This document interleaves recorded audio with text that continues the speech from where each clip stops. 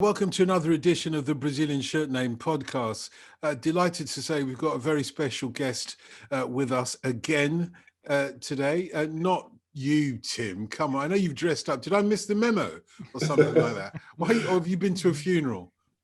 No, well, if you really want to know, I just got given these lovely pair of kind of retro brown sunglasses. So I went out for coffee today and I was thinking, well, what's going to go with them? All right, okay, brown tie, brown monk strap shoes, and but anyway, enough of that. You look the business though, I must say. Thank you very much. Look the business. I look the part, yeah, part of what I don't know. But what we have is Huey. Oh, welcome back again.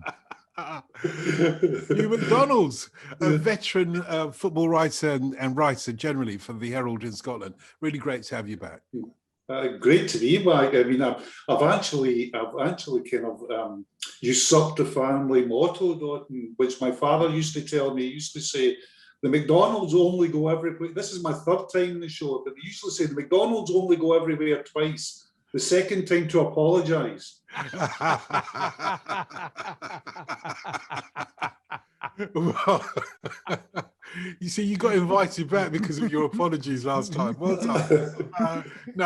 You are officially our Scottish South American expert. So whenever Scotland or any Scottish team goes on their travels in South America any time in history, we have to have you back at the very least. And any other time, by the way, welcome back on any other occasion as well. So on the Brazilian Shirt Name podcast, for those who don't know, we take a look at an iconic match from some time in history, or at least a memorable match. And this one is a cracker that we're talking about. It really on the match with Ally's army. Right, he's gone for the pop charts straight away. We're coming to the pop charts, don't worry about that, because what we also do is try and look at the soundtrack of the time and, you know, the circumstances of the news stories around the time. So we're looking at Saturday, June the 3rd, 1978.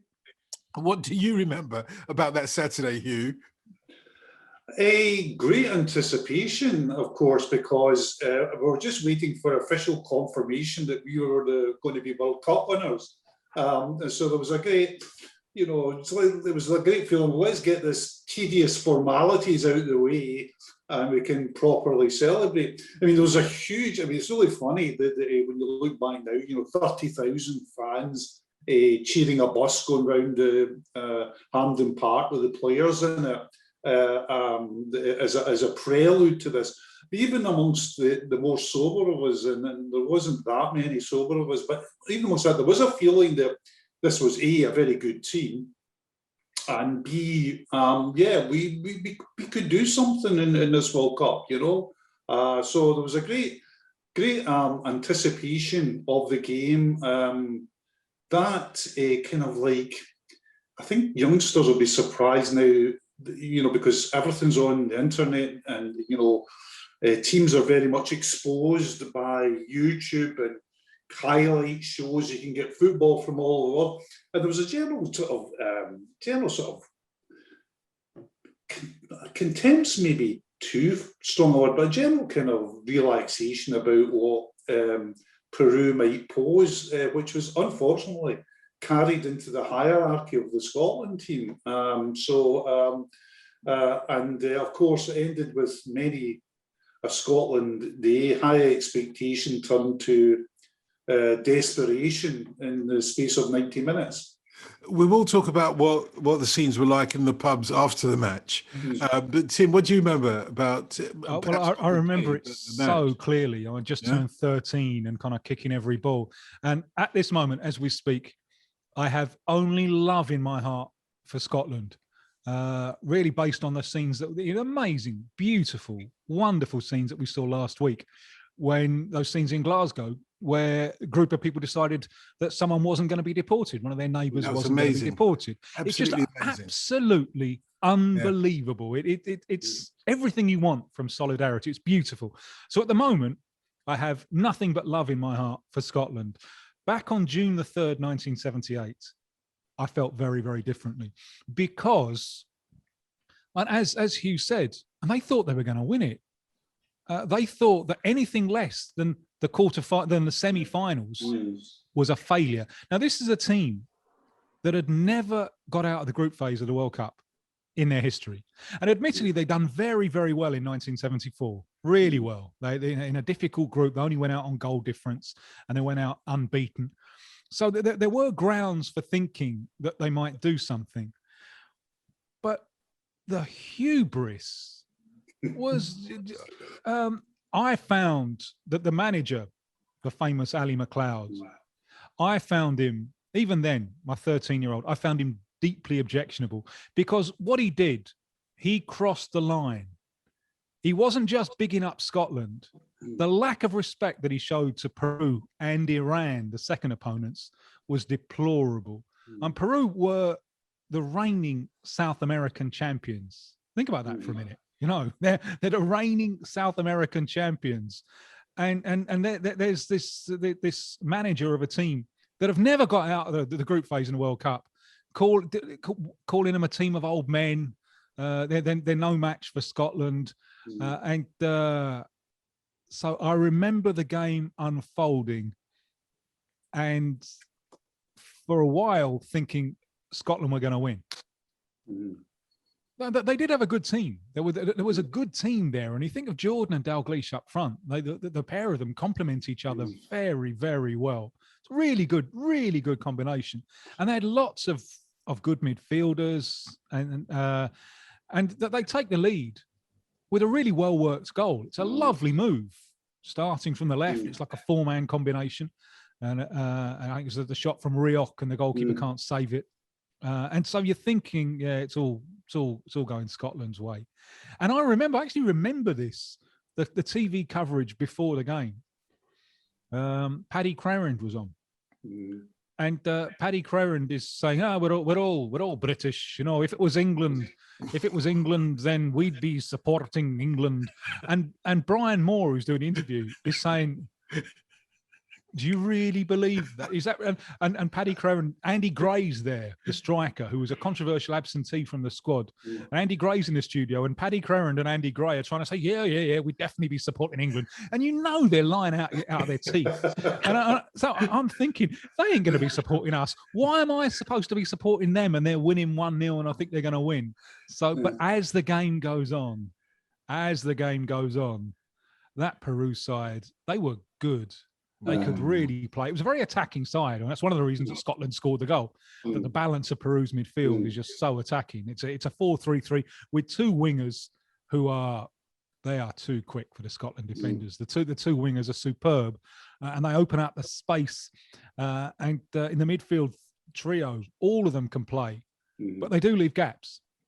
So Scotland took advantage of those gaps to take the lead. But the longer the game goes on, the more Peru have the ball at their feet and the more they're beginning to knock it around.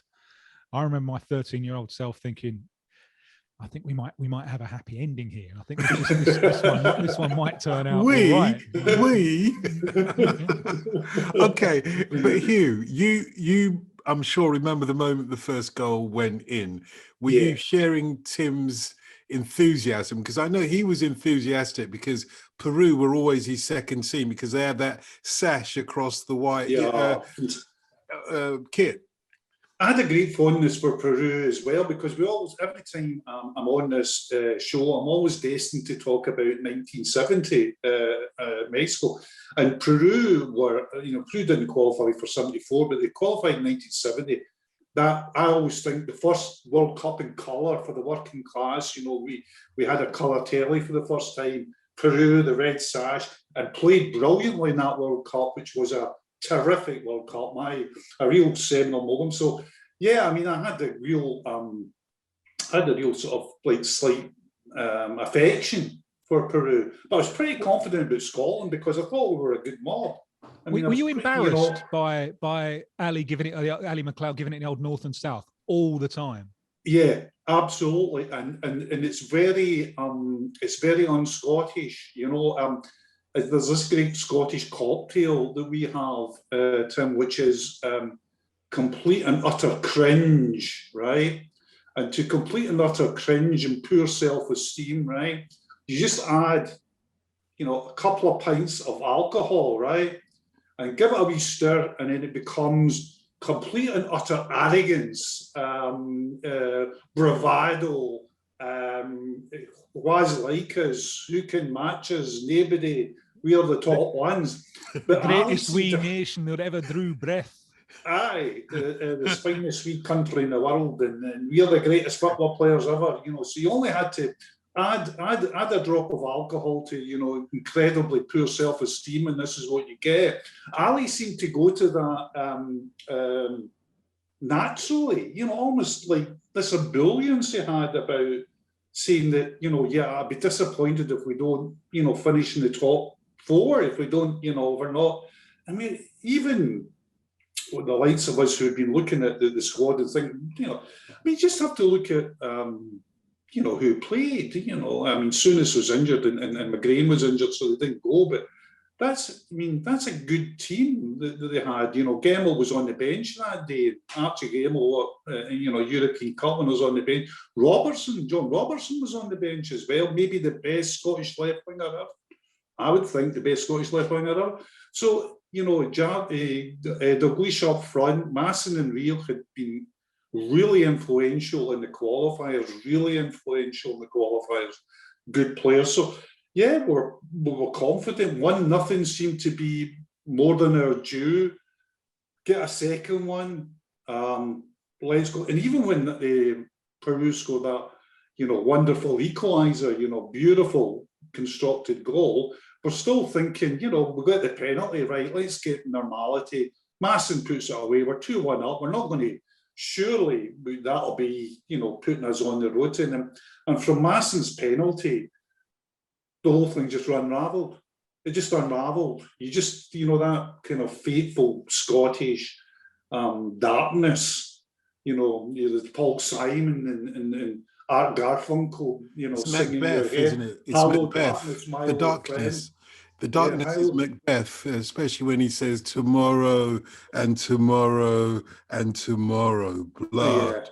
Yeah, that bleak Scottish, that Caledonian bleakness where there's the snow and three witches are bellowing. When shall we three meet again? Yeah, when Dunsinane moves to Cordoba, we're going to be, you know, we're going. So that I was of an age then as well. I'd be 23 then. So at 23 in Scotland, that's equivalent. It's like dog years. 23 in Scotland is equivalent to 70 anywhere else. You know, because of, you know, literally you've already been working. Well, how long had I been working at? From 23, I'd already been working for 12 years, you know. I'd been on the milk run as an 11-year-old. And you're used to the brutality of life then, don't you? And you're going, yep, this is another Scotland. This is another Scotland production in full Technicolor coming to you from Cordoba, but we know the ending. Well, thank you for describing it that way, colourfully. I suppose, though, Hugh, even though, and I think quite rightly, both Hugh and Tim have sort of disparaged Ally MacLeod, but he had some, well, no justification for being xenophobically arrogant, but he might have had some justification to think we should walk this, particularly when you name all those players in the squad. By now, most of the Scottish team were playing in the English First Division, weren't they, essentially? Yes. And, names like Bruce Rioch, I associate that with top flight English football. And I'm not making a comparison between English. He's English. He was born in Aldershot. Yeah. Was that a problem? That is there a rift in Scottish football, or was there at that time between the ones playing in England and the ones playing in Scotland and the ones born in England? Not the ones born in England. There was a rift before that of what we used to call the Anglos, Tim. The Scottish press and Scottish football fans needed to be convinced about the Anglos. I mean, we have this would be unbelievable to some of our listeners and viewers who will. I can remember times, for example, that, you know, as an Anglo, Dennis, there was campaigns not to play Dennis Law for Scotland because he was an Anglo.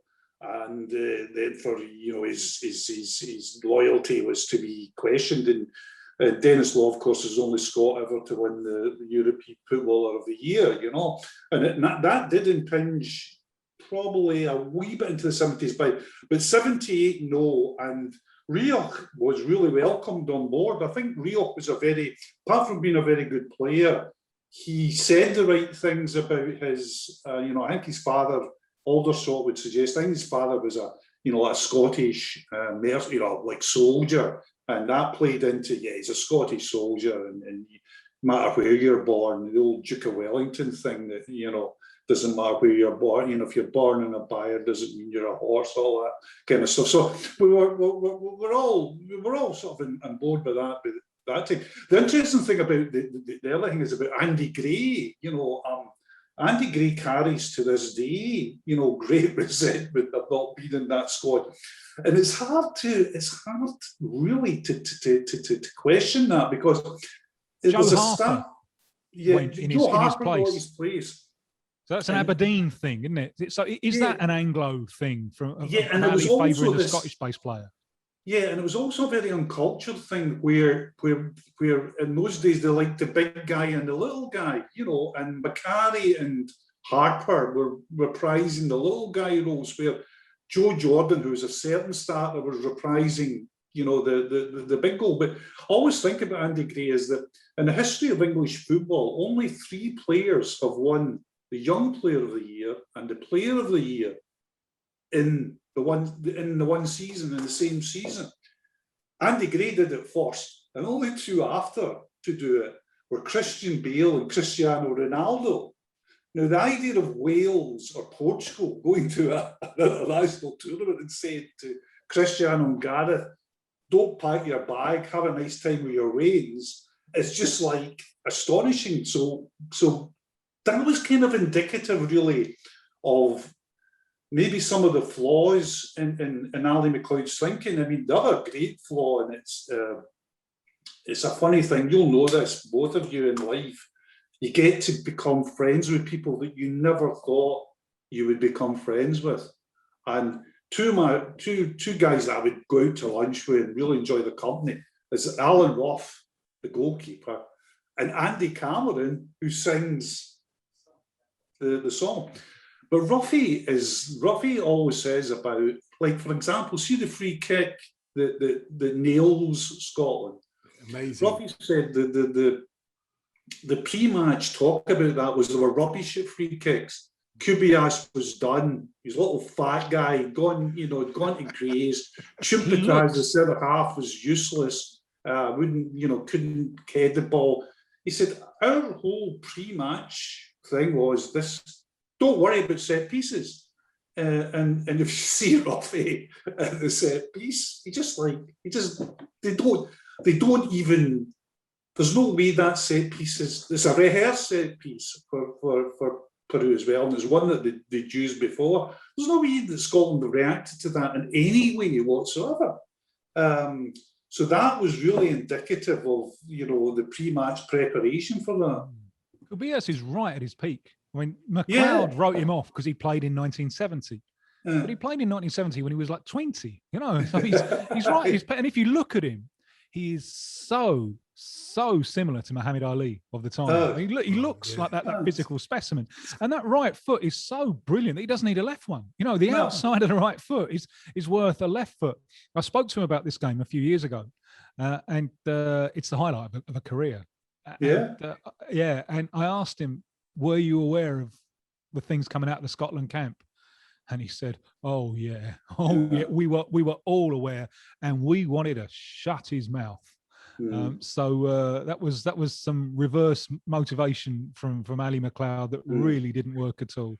I've seen him on YouTube having to reprise that free kick over and over and over again for the Peruvian or at least Spanish-speaking audience, and you can tell that he's done this 1,000 times, and they're never going to get tired of it. And that was just one of 3 I thought really good goals. They were all brilliant goals by Peru. But do you think some of that arrogance was because there is a, when you look at, and Scotland started playing the high ball game, when you look at the stature, they were short, Peru. exactly. They're a little team at the back. Yeah, low center of gravity. And, you know, there is a certain arrogance when you've got sort of 3 or 4 midfielders and forwards who are a foot taller than the opposition. There is the arrogance that, you know, you're going to walk this, aren't you? And at the very worst, you can just keep lobbing the ball up in the penalty area. I think Ally MacLeod referred to it as our pura in the air. Is that right? I mean, but and he reacted during the game by shoving Kenny Burns up front as well from, you know, centre back, you know, just like launch it. That didn't go down well with the team actually, Dotun, because the team fancied themselves. And if you look at what they did to Holland, the Netherlands, you know, I mean, not, you know, Holland did enough to qualify in that game. But if you look at the quality of football that the Scots showed against the Netherlands, who were at least the second best team in the tournament, some might say desperate and lucky not to be the best team in the tournament, you think to yourself, well, you can see why, you know, launching the ball, you know, high towards Jordan and Burns might, you know, piss off such as, if you can say it, sorry, if you can say that kind of word. Say it all. Let it all hang out. Can sort of cheese off the likes of Daglish, you know, Masson, Rioch, and others in the team. Well, that's the tragedy of the team, isn't it? That on the second match against Iran, they're even worse than they were against Peru. They are just an absolute shambles, just a complete shambles. But against Holland, they need to win by 3 goals to save themselves, and they nearly do it. They're in with a chance, and you can see there that this was a good side. That maybe with more respect for their early opponents, that they might have done something in that competition. That the Holland game just makes it worse in a way, doesn't it? Oh, I mean, there's, because, you know, see, revisionism is really, you know, revisionism is so interesting in all areas of life. I think, you know, I find, you know, revisionism so brilliant in history that, you know, that certain narratives, and we've seen that at the moment, that certain narratives, you know, are challenged, and you look at it, and revisionism in football, I think, is really interesting as well. And at the time, you have no idea how absolutely crestfallen Scotland is. I mean, I was 23, and you have no idea how crestfallen Scotland as a nation were by this. I mean, Alan Rough talks about landing at Glasgow Airport at 3 or 4 o'clock in the morning, and them asking not to be taken to near to the airport. You know, let's get a bus out here so that we can dive into the bus and we can all disappear through because there's fans, you know, standing there at 3 o'clock in the morning, ready to give them pelters. For it. I mean, there was a real sense of betrayal, a real sense of beyond disappointment. The kind of thing that you could almost only get in, you know, that you get in like South American countries, or, you know, like Italy, or, you know, remember the Italy team coming back after 66? It was of that scale. There was no stoicism, no steely Caledonian coldness. This was like, God, you've really destroyed us this time. And yet, when you look back and you say, under present circumstances and the points that you would be awarded, 4 points in the group stage and beating the eventual runners-up would probably be enough to get us out the group stage. And we would look back now and say, do you know what? You know, going out in a knockout stage to whoever would have been okay. You know, in fact, in revisionism, now getting to a World Cup, for God's sake, would be okay. Never mind anything else.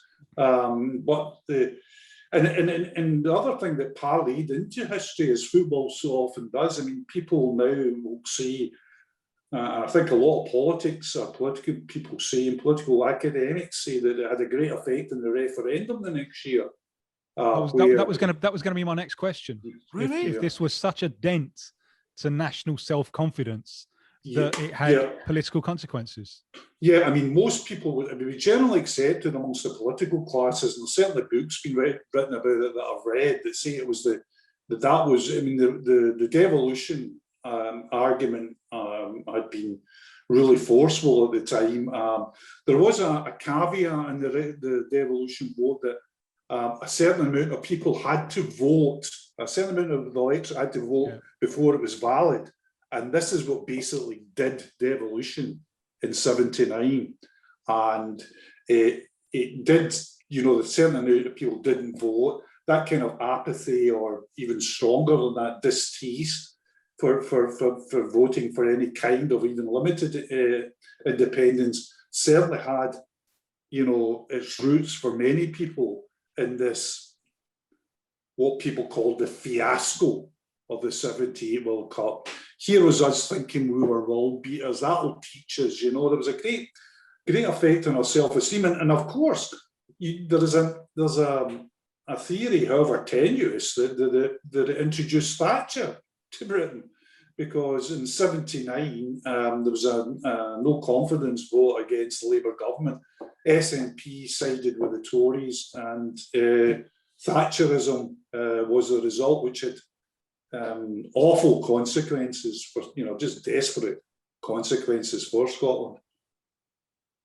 I wonder if, I do want to talk about that as well in a moment. We'll come on to whether there is still some resonance of that defeat in Scottish national football today.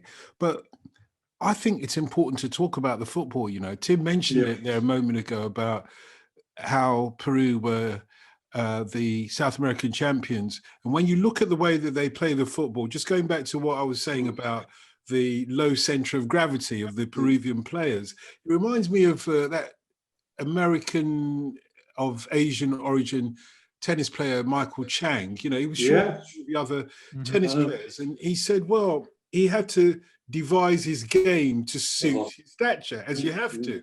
And it's like the great boxing coach Angelo Dundee. If your fighter's tall, make him taller. If he's small, make him smaller.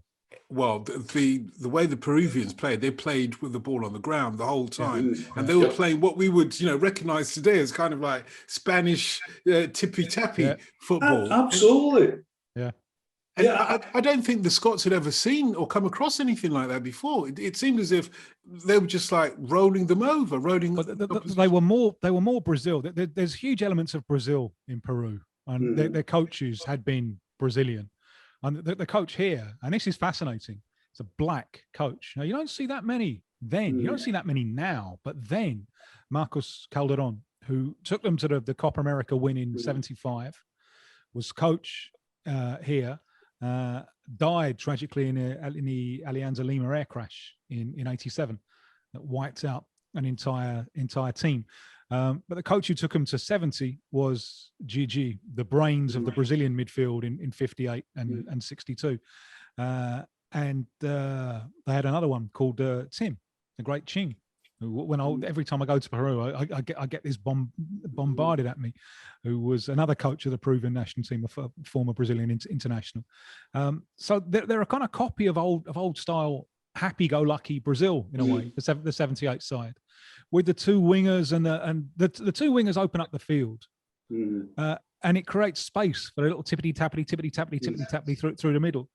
And the three in central midfield are wonderful players. And Velázquez is the big fella. He's the holding midfielder, but he can play as well. He starts the move for the equalising goal. You get Cubillas one side, and Cueto, who scores the equaliser, is a wonderful left-footed player. These are legends in South American football. And watching them fire together, as they did perhaps better than any other World Cup game, this one against Scotland, watching them all fire together is like a joyful spectacle. Yep. Absolutely. I watched the game again before coming on, and you know, there was no pins lying about to stick in my eyes, so I said I'll just watch the game instead. And I was really, it's probably the first time I've watched that much of it. I've seen the goals, you know, repeated. But it's probably the first time I've actually watched that much of it since actually watching it live. And I was very impressed live because it was a great football. I was 23. I'd been brought up with great players. I was a great football fan. Football was in my marrow. I'd been playing football since as long as I could remember. So I had this thing. where I could appreciate viscerally good football. And I remember when we were getting beat, you know, we're sitting in the pub with the mates, and there was this feeling of this, you know, the shouting at the television and all that, but there is this acceptance amongst everybody in the team, everybody in the pub. This is a good mob, you know, this, look at the way they're playing, this is good stuff. An interesting thing about it is that thing about, you talk about, you know, tiki-taka, and the things that would separate Peru from Scotland would be the pace up front against a Scotland back four, which wasn't pacey really, and technique. You know, they had very classic technique. But Scotland normally, or the Scottish players in the team, if they were encountering that in a club way, they would, I think the default would become more physical. You know, you would say they're all playing in English First Division. An English First Division in the 1970s is a brutal league. It's brutal. I mean, it's like, it's all that stuff about all that, because you have to earn the right to play, you know, which means beat up your opponent and then move and then play. And Scotland were actually starved of that physical contact because Peru weren't getting involved in that. And the ball's gone as well, isn't it? You go and close them down and the ball's already gone. The ball's gone. And it's like, you know, it reminds me a bit of, you know, years later when you're watching Manchester United playing Barcelona at Wembley, where you're just saying, there's nothing really that United can do here. Get the ball up quick to Rooney, you know, bypass the midfield, because they're killing us in midfield. And I think Scotland went very, very early on. These guys are killing us in midfield. Let's launch it to, you know, Burns and Jordan, instead of having a wee bit more faith in what they could do in midfield. Because you could pass your way through the Peruvian midfield, as they showed with the goal that they scored.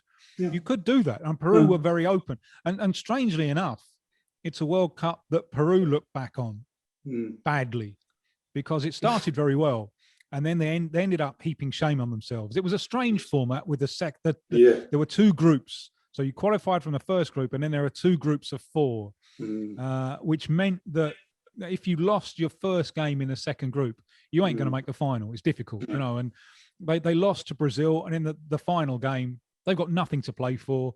Argentina are the hosts, who need to score 4 to qualify. It's in the stadium of Rosario Central. That's vital for Argentina. They've come away from Buenos Aires, from the River Plate pitch, where the fans are a long, long way away. They've gone to Rosario. That stadium there, if you want to take your kid, it's a good stadium to go, Hughie, the stadium Rosario Central, because it's like a bear pit. So you've got Peru with nothing to play for in this bear pit.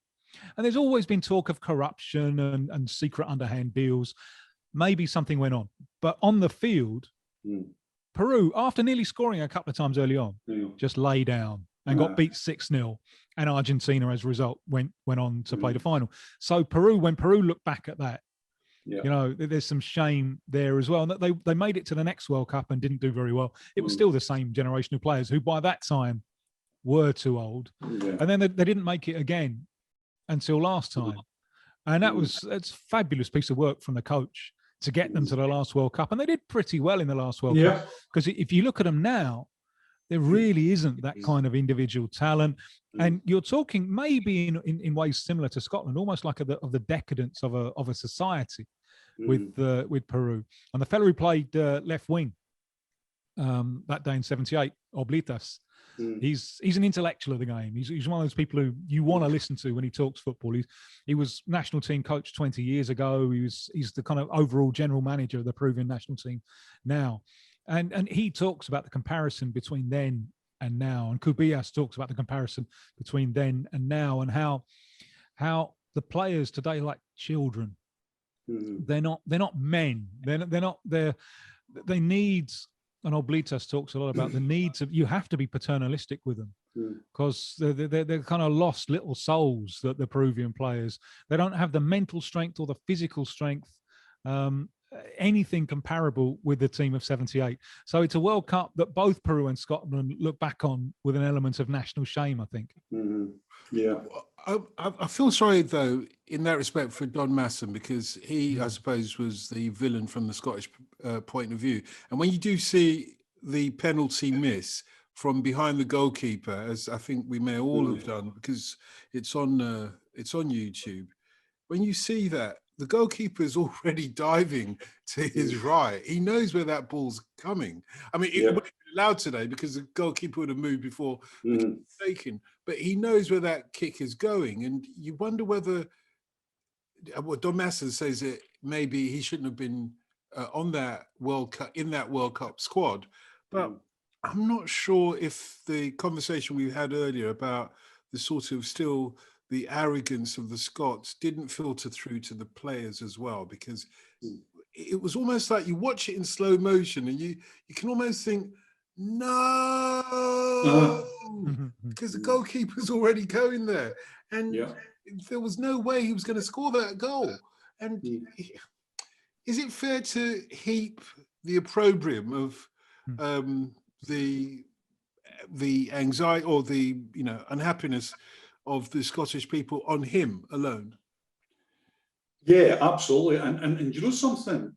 It's quite strange, because he wouldn't be a hate figure the way that, for example, poor old Ally McAllister's penalty miss at Wembley really dogged him with a section of the, completely unfairly, but really dogged him. After that, he was regularly, shall we say, booed is maybe too hard of a bit. He was really became under real scrutiny then, and there was groans when he would get the ball and all that. He'll talk about that. For Masson, that didn't quite happen. I think because when we make a mess, right? Usually we're really good at it. Like if you were going to get competition and we're getting esports and getting dancing into the Olympics, there'll soon be a time where you get really making an omni-shambles. We're going to medal. Scotland are going to medal. That'll become like America winning the basketball. That'll be Scotland every year. There'll be pre-match press conferences from people in South America say, "Oh yes, we want to win the Omni-Shambles gold, but of course Scotland are here." So or England if hypocrisy was an Olympic event. Yeah. So our Omni-Shambles. I mean, our Omni-Shambles in Argentina was pretty damn good. It was quite high quality. I mean, we had a really good team with a lot of good players. So what we did was we left good players at home. Andy Gray. We then picked wrong teams. We didn't prepare properly.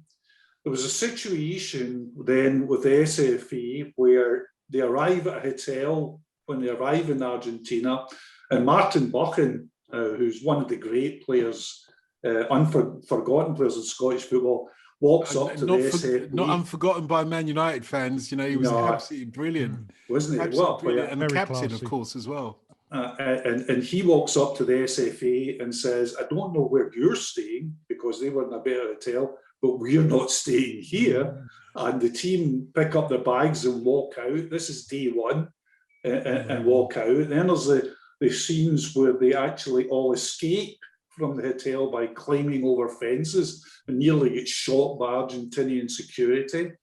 Then there's Willie Johnston and his homage to the culture of the 90s, the smiley culture of the 90s. He's taken his tablets and nobody knows quite what he's taking. And poor old Willie thinks that everything's fine, and we have a failed drugs test that doesn't involve copious amounts of alcohol. So we're pretty creative there. And then, of course, we lose to a team that we have with some real brilliance, actually, and ingenuity, dubbed as useless before the game. As Tim pointed out, they just happen to be South American champions, but in our eyes, they're useless. So,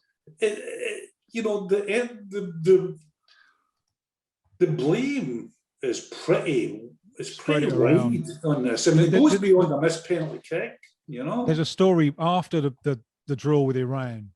There's a story of Ally MacLeod giving a press conference, and there's a mangy Argentine Cordoba street dog who comes over, and MacLeod says, at least this wee fella loves me, and the dog bites him. And I hope that's true, because it kind of sums up. But you mentioned your mates with Alan Rough, the goalkeeper, because that's one element of the Scotland team that perhaps wasn't as good as the others, and he played 82 as well. Did he get a lot of stick? Is he embittered at all? There's a huge dichotomy that Alan, who's a very self-deprecatory character, plays up to. You know, he doesn't, you know, when people criticise, I mean, remember 82, the Zico free kick? That was another classic. He was told before that game that Zico won't take free kicks. So if he runs up, he's running up to dummy. And of course, he runs up, and the next thing there's that beautiful tish at the back of that alerts Alan to the fact that this is not a pigeon that's flown into the net, but actually, you know, a size 5 mitre World Cup ball. Things again are unravelling pretty quickly. And Simon and Garfunkel are again playing in the communal head of the Scottish psyche. But Alan... Like a bridge over troubled waters, obviously.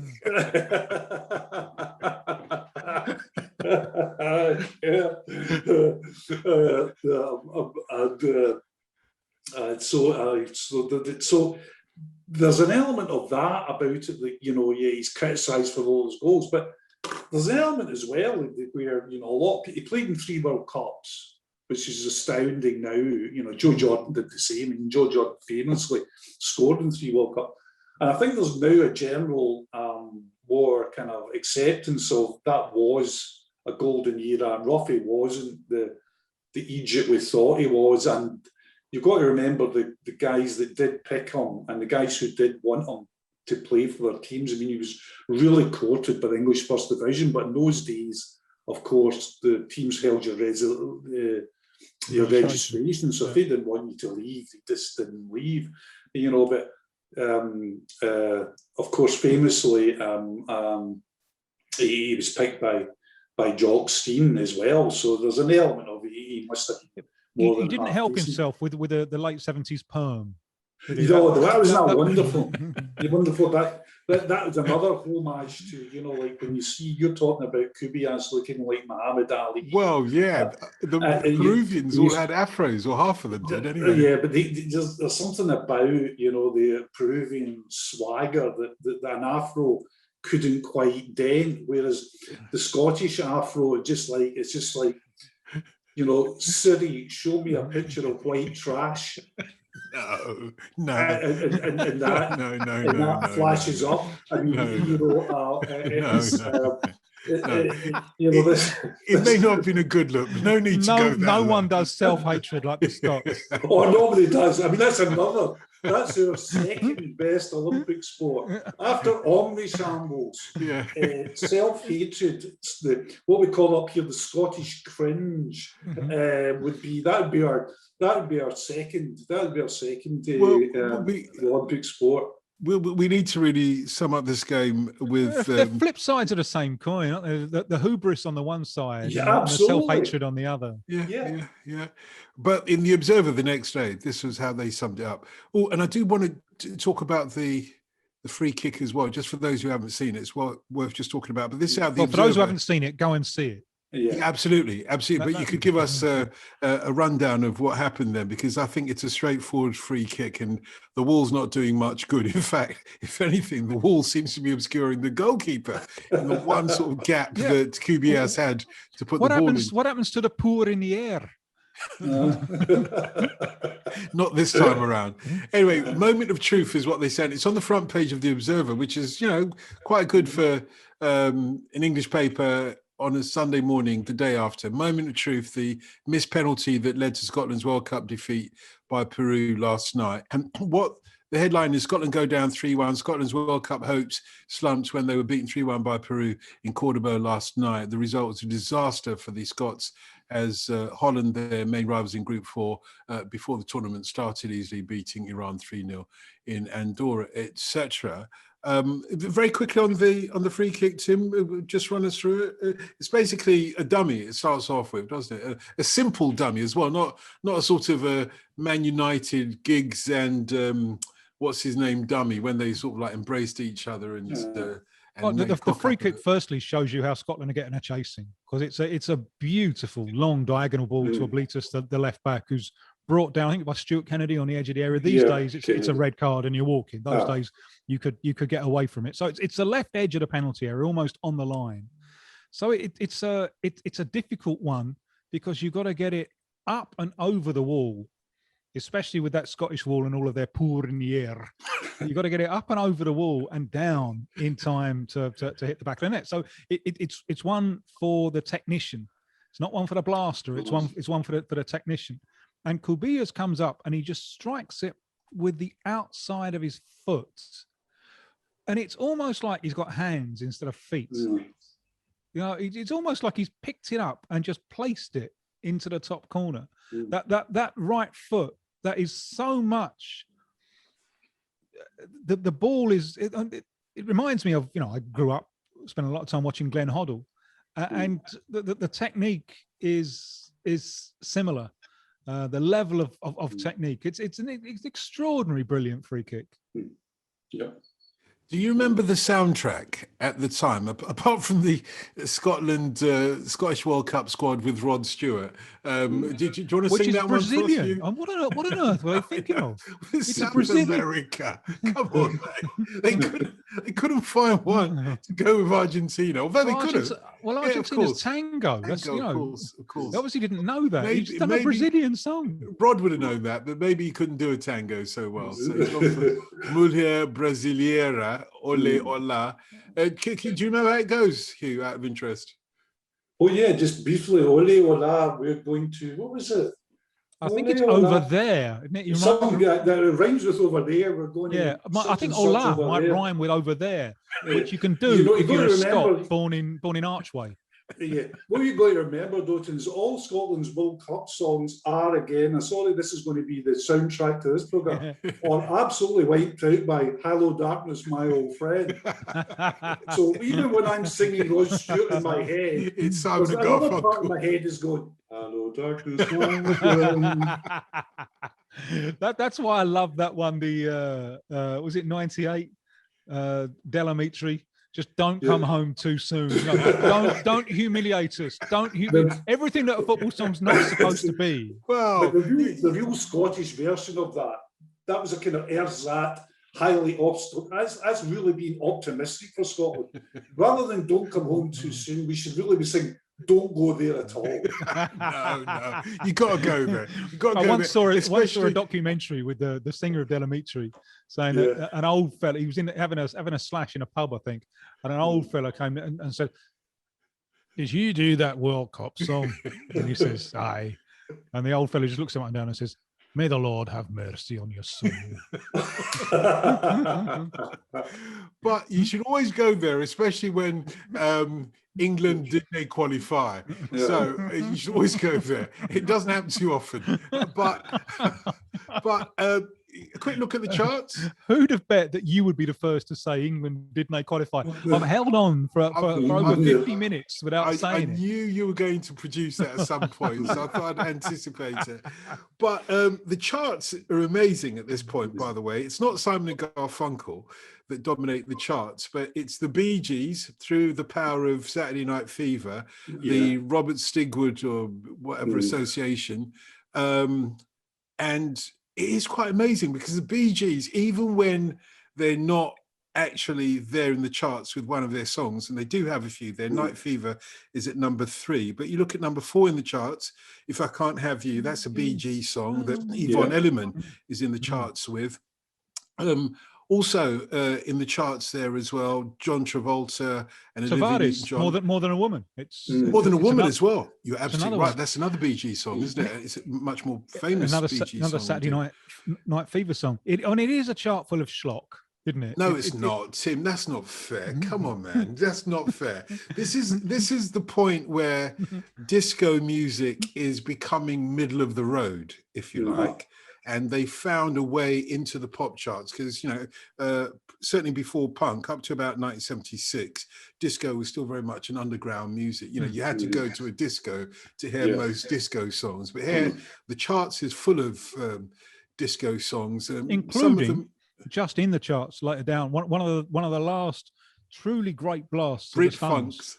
Oh, No, I thought you were no. going to go for the Brit Funk. No, High Tension is just fantastic. That's part of my youth. High Tension, underrated. They were absolutely fucking brilliant. Okay, Those yeah. songs. So can we say piss on this program? I've often dreamed about doing a film called The British Hustle that starts with you know the drum roll and that. I love brilliant. You should have copyrighted that because after tonight there will be a film made. Well, no, please, someone who's competent can go and do it. But "Miss You" by the Stones, which is their take on disco, which was for their American audience, which is so racially segregated. That was really controversial. I think it's brilliant. You know, those Puerto Rican girls are just dance and meet you. You know, it's just, you know, and Charlie was made to do something like that, wasn't he? He really keeps that swinging. So there's a lot. You're right. There's a lot to the disco around. I say schlock with a certain amount of respect because I think that the Bee Gees reinvention is really clever. And I think there's something there. And the kind of singing on helium I can do without, but the one that kind of relaunches them a couple of years earlier is Jive Talking. And what's brilliant about that is they're in New York and they're trying to, well, where do we go now? Well, no, we've done Massachusetts and I've got to get a message to you. We've been mid 60s schlock merchants. What do we do now? And the inspiration for Jive Talking is driving over one of the bridges, one of the New York bridges. And, you know, the noise is going, hang on a minute. We make that into a rhythm. Jive Talking. It's absolutely brilliant, and I think it sets them up for this. You know, just that one observation, we can capture New York rhythmically like that, sets them up for the success they have with Saturday Night Fever. You've always got to be at the right place at the right time. Hugh, do you remember this period of? Oh, very much so. Very much so. I mean, this is a real formative period in my life. You're talking about. Well, 75, I'd be 20. So 78, I'm 23. I'm getting on. I'm now working. I mean, I started as a journalist very early, 16. So I'm even at 20 to 23, I'm an experienced journalist. I've done something, you know, I've started to work for a national newspaper as well, which is, I'm really young to be doing that, really young. The next person to be in the national paper at that time was the Herald, was maybe 10 years older, 30. I'm 20, 21. I'm in newspapers in those days, I'm earning huge money, like huge money in comparison to, I'm earning like 100 quid a week. My prospective father-in-law is a miner and a face worker in Fallin Pit, and he's earning 30 quid a week. Just salute Don Corleone. Yeah, so you know, everything apart from the Scottish national football team is great for me. You know, and to me, my team, as you know, my team is Celtic, and Celtic in the early 70s are European Cup contenders. They get a final in 70, they get a semi-final knocked out by Inter Milan in 72. You know, I'm supporting one of the best teams in Europe who are still playing breathtaking football. So life is just like, and music's fantastic. I'm living in a flat with 3 other journalists, and we're doing that kind of unofficial musical exchange. You know, some guys into Blainer Cohen and playing that, some guys into Steely Dan and they're playing that, some guys into, you know, sort of really classical 60s Sam Cooke soul music. So he's I playing can that. imagine you being into the sensational Alex Harvey band. I don't know why. Very much so. Yeah, I mean, brilliant. if you talk about Scotland, one of the great things about sensational Alex Harvey band, do you ever remember a band called Focus, who were a sort of Dutch band? Yeah, that's right. Right. Well, they played with the Alex Harvey band one night, which must be one of the great juxtapositions of one of the great. They played in a little place called Clouds Disco above Apollo, and I was there that night, and that was a fight where a concert occasionally broke out. That thing they have about ice hockey. Ice hockey is a fight where a sport occasionally breaks out. This was a fight, because you can imagine the Alex Harvey fans' reaction to this sort of effete, long-haired Dutch band playing sort of slightly progressive music. It's kind of been forgotten, isn't it, Alex Harvey? It's kind of been he forgotten. Hasn't been forgotten in my yard. He hasn't been forgotten. I think he paved the way for punk. Oh, absolutely. He was punk. I would have thought he was more kind of like, not complete comparison, but he had the drama, I thought, of Freddie Mercury, for example. Bollocks. Okay, Mercury. thank you. Bollocks. Thank you for that. If you imagine being a 20-year-old kid, a 19-year-old kid, and going along and watching Alex Harvey without any hinterland, without any knowledge of Jacques Brel or anything like that. Yes. And you go along and you're used to, 20, I'll just be coming out my Led Zeppelin phase and all that. And I see this guy, and this guy is singing, Next, Yeah. And you go, what is this all about? And then he bursts into Delilah, and you go, and all the other stuff. And of course, funnily enough, it was one of these great things with his guitarist, Chris Coren. His sister was at school with me, so I had this sort of attachment to, that way you possess a band. So yeah, Alex Harvey was sensational. I mean, if you were there that night, my brother and I, who's only a year younger than me, I always remember we walked out that night, and it was that kind of thing. It wasn't a concert you enjoyed, although we did. It was a concert you survived, which is a very Glasgow thing. I don't know if you came across at this time, because whilst you were up in Scotland enjoying, this eclectic musical taste, I was down in London discovering a Scottish poet by the name of Ivor Cutler. I don't know. He was. I mean, in fact, I bumped into him at Regent's Park once, and he forced me to buy his album called Dandruff, and I still remember very clearly. It was just a nuance, Dotun. It was just a nuance. In terms of dandruff. No, I think that's one of his. That's one of his. I can't remember. No, I remember. I met him a few times. He's very, very odd. I believe in bugs. I truly believe in bugs. And if you come up to my restaurant at 4:30, you can see little bugs dancing around on the floor, singing. And then he had, of course, the accordion or whatever it was that he played as well. Colour was an important thing. Colour was a thing when you think back. It was a John Peel thing for us. We were all kind of like you forget. Or some people forget the plurality of media now. In those days, if you were into any sort of progressive or outside the charts music, John Peel was probably the only place you could really go then. Yeah. He was the equivalent of that musical exchange you were having in your house. Yeah. I think he was a gatekeeper, wasn't he? He was, yeah. And if you listen to John Peel, all these different genres of music would manifest themselves, including, a certain type of dance music there as well. He wasn't he was there for the punk reggae thing, wasn't he? Was absolutely 100%. In fact, one of the reasons why I think punks were into reggae was because of John Peel. A lot of people say it's because of Don Letts, who used to DJ at one of the first discos called the Roxy in Covent Garden. He did do that, and he did that because there weren't any punk records to buy. So when the punk gigs started up, you had no sort of like, if you were the DJ playing the tunes between the bands, you had no sort of reference points to play. So you played a lot of reggae dub music in particular, but it was John Peel. I can tell you, Delroy Washington, who sadly died last year, one of the early victims of coronavirus, was a great musician. In fact, he was very kind to my missus when she started out as well and supported her a lot. But he was a great musician with a couple of brilliant albums out on Virgin Records, one called Rasta and the other, I think, called Isis. And he was a kung fu expert. I was shocked when he died, actually. I wrote about him because I remember him being a martial arts expert, very fit. He was a big guy, but very fit and everything like that.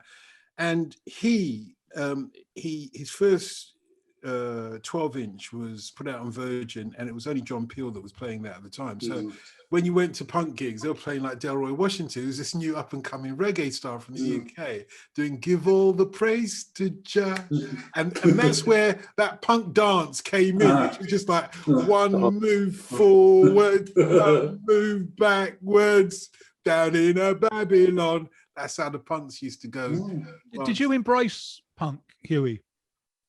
No, for me, no. I mean, I think, see, when punk really came in, I think I was just too old, and you know something. You had too much, didn't you? Too bourgeoisie, because I'd get into national papers at 20. I got married at 22. Right. The time 79 came, you know, it is like a Fun Boy 3 song. You know, I'm married with a kid when I should be having fun. You know, like I'm actually into things like I look back on it now. I'm actually into things like mortgages and, you know, signing up for a pension, even at 24, 25, are really quite routine standard. Like, you know, in fact, I think I'm at 25. I'm chief sub-editor of the Herald in Glasgow. You've got a big stake in the system, which makes it hard. You know, and another thing, we're having kids young as well, and this is maybe something for another program. I suddenly lost a whole chunk of my life of music that I'm only going back to, that I only went back to after it actually happened. So the whole punk thing, I didn't get the Clash, or, you know, which is very, I would imagine, you know, you've got to see the Clash is very visible punk, right? A very commercial punk. I didn't get them to after they were finished, really. I had to go back and revisit all that stuff because I was just too busy, you know, working for the man, you know, just, you know, paying my mortgage, doing more. The other thing as well is it's quite interesting is reading as well. I'm a voracious reader. I would read 3 or 4 books a week. When my kids were very young, there's a whole period of where my reading really stagnates, and the only thing I'm really reading, and I'm not criticising it, is Ed McBain precinct novels, or you know, something that can be digested quickly because I don't have the time or the attention span to do it. And music fell into that. From my memories of just being a 13-year-old kid, this is the year when you don't know what's going to happen to punk. Because I mean, the Pistols have gone. I think it's already over, mate. By June, it's already over. You can see that in the charts. And but you know, it's going to mutate into something. And so the Pistols have gone. And the Clash, and here we're going to disagree. Here we're going to have a metropolitan kid versus suburban kid disagreement. I would never tell you to fuck off, you know, not Queen or whatever it was that you said to me. Yeah, bollocks. It was bollocks. Bollocks. Okay. Freddie Mercury in the same breath as Alex Harvey. My God, you've managed to go even lower down in my estimation. Yeah, Ben Joan Jett. I know. Were possible, but the Clash and the Jam have just gone through difficult second album-itis, which is a very common thing. But what is about to, so you don't really know which way it's going to go. But what is about to happen is, like, just a few months after this, down in the tube station at midnight, and it's another thing that changes my life. When watching Hard Day's Night as a kid a few years earlier, wow. And then when Down in the Tube Station comes up, you're thinking, fuck me, this is like a Beatles and a Who for now, singing about now. And All Mod Cons was just like huge. And what All Mod Cons, the Jam album that comes out what it's saying there is, you know what's going to happen next. You know where this is going to go next. There's like going to be a mod revival, and part of that, as a kind of annex to that, part of that is the rediscovery of ska, and I think that's what happens the following year. And also it was the specials, not Fun Boy 3, by the way. Oh God, sorry, that line. But it's an easy mistake to make. I'm caught between the both of you, because what happened, and it is a really interesting conversation when you get three people from slightly different years, but more or less the same generation, that depending on when you were 17, it makes all the difference. Punk and not came yet out. A woman. Sorry? And not yet a woman. Sorry, it's the song by the Regents. It's a single from about 1980. 17 and not yet a woman. Every time anyone says 17, I just can't help it. It's Pavlov. But it's really important.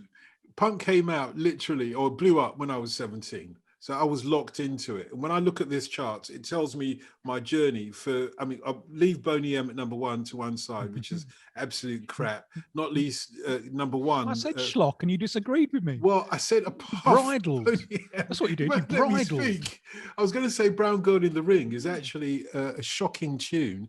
So I remember I asked my missus to do a cover of it. It was only then that I realized what it's about.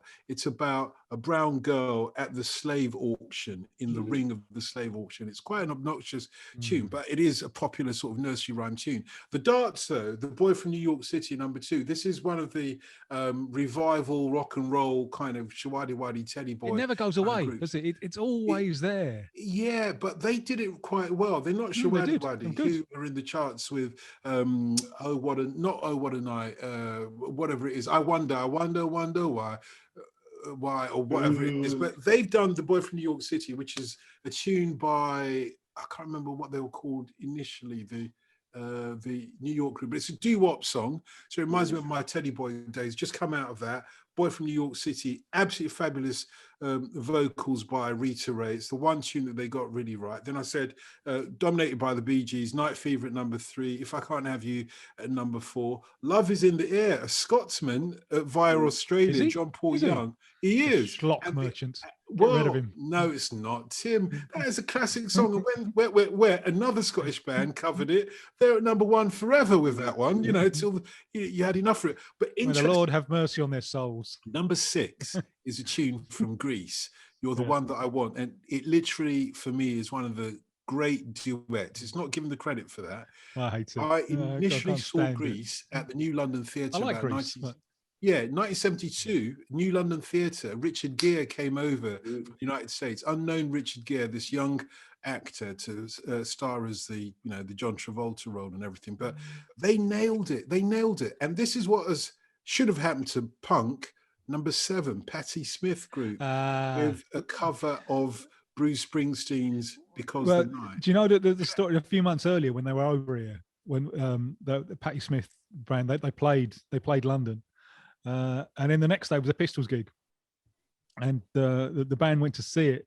I think it was a guitarist from Patti Smith laughing about this, and they had a big song. Patti Smith had a big song called "Horses." Yeah, no, that was an album. Yeah, the album was huge. Right, and Johnny Rotten from the stage was saying, "Did you see the hippies here the other night at the Roundhouse? Did you see them with their horses? Horse shit, more like." And the fellow was laughing. He was saying, "Oh yeah, at that minute, I realised our 15 minutes was up."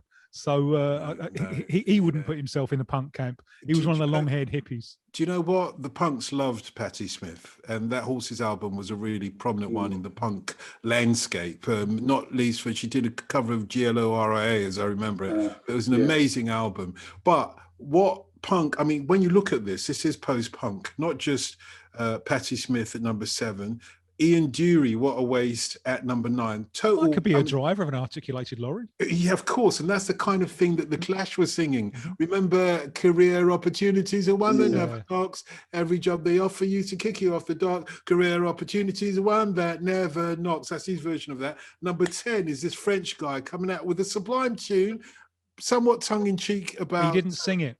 It's not him. He didn't sing it. Oh. No, it's not. It's not Plastic Bertrand. He just had they got someone who could sing. Oh right, okay. And Plastic Bertrand was just the Quand Eskimo dans son igloo. the matinee idol. Mm-hmm. Ça plaint pour moi, which translated means, you know, that's all right by me, kind of punk kind of attitude as well. So you do see a lot of sort of post-punk in there, but by now it's all dead and buried. The Stranglers have gone off on a tangent, as you can see. Well, they were never there anyway, were they? They were adores who got caught up in the wave. They weren't X-Ray Specs, who at number 25, The Day the World Turned Dayglow, which was their big hit, of course, although Oh Bondage Up Yours was the proper Clash. Sorry, all I remember is Germ-Free Adolescent. You don't remember Oh Bondage Up Yours? Yeah, no, I do, yeah. But if I close my eyes and think of one X-Ray Specs, it's of course it's Germ-Free Adolescent. Oh Bondage Up Yours. She was a brilliant singer. She was fascinating. She couldn't sing in key, but she was a unique singer. Anyway, we're talking a bit too much about this, Hugh. How would you sum up these charts, Hugh, from your point of view?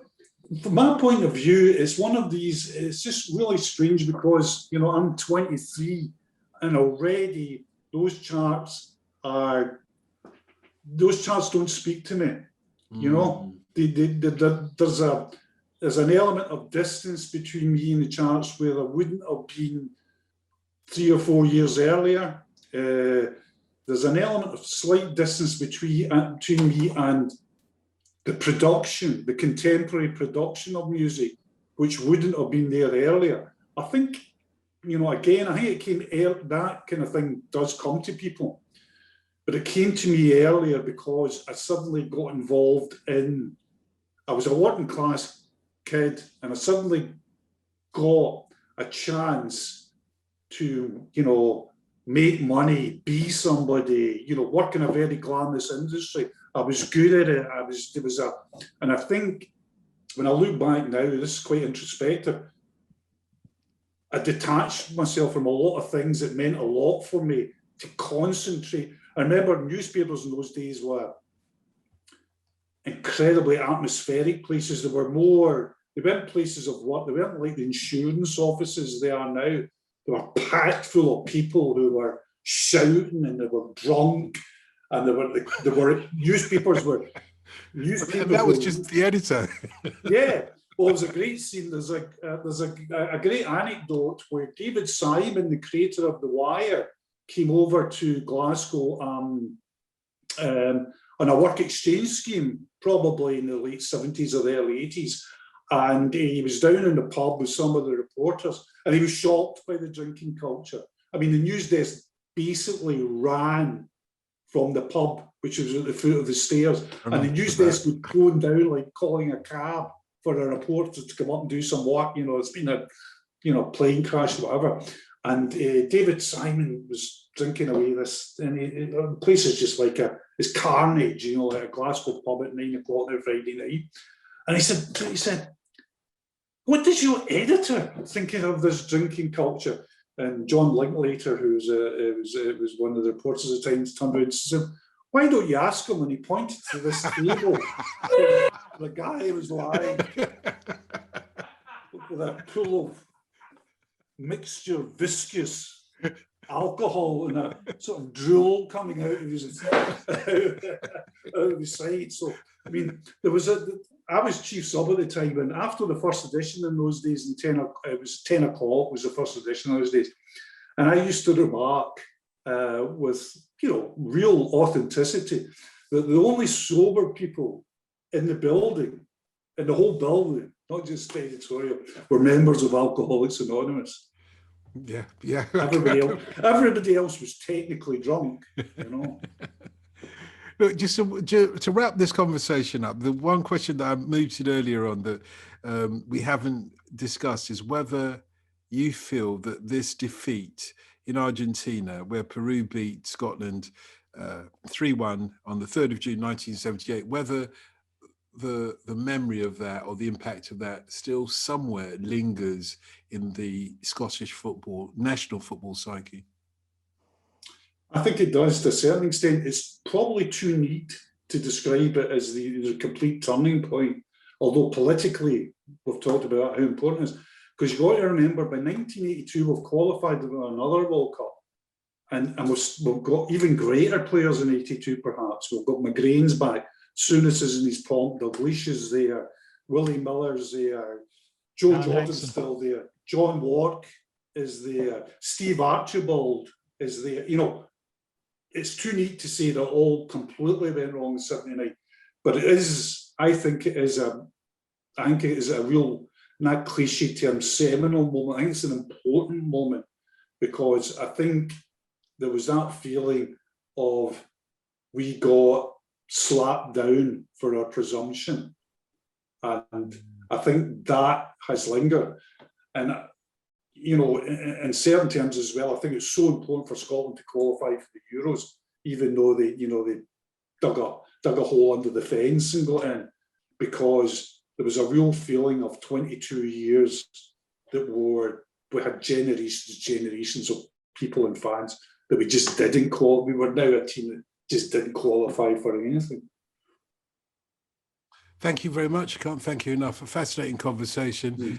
We've extended it tonight, so we've got the director's cut. Thank you very much for that. And Tim, thank you very much. You've been listening to Brazilian Shirt Name podcast. The great Hugh MacDonald. Hopefully we'll speak to you again very soon. Please. I hope so.